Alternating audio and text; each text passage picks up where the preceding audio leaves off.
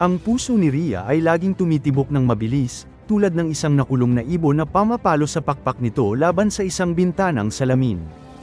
Gusto kong magsalita, naisip niya, ngunit napakalaki ng takot.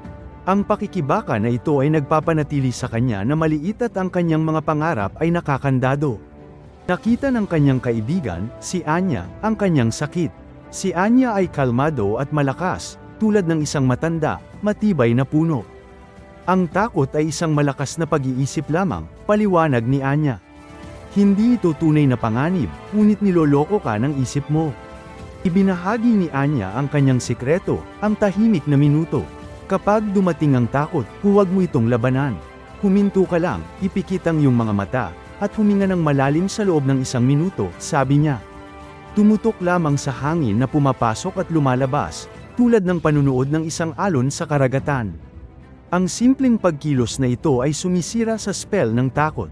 Sinimulan ni Rhea ang kanyang pagsasanay, sinusubukan ang tahimik na minuto bago ang mga malalaking sandali. Kapag naramdaman niya ang init ng pagkabalisa, hihinto siya at huminga, tinikman ang sariwang hangin. Ang malalakas na takot iisip ay hindi nagtagal ay naging bulong, pagkatapos ay katahimikan. Sa wakas ay ibinigay niya ang kanyang presentasyon, ang kanyang boses ay malinaw at malakas. Hindi mabigat ang pakiramdam ng kanyang dibdib, pakiramdam nito ay magaan, tulad ng isang hot air balloon na umaangat.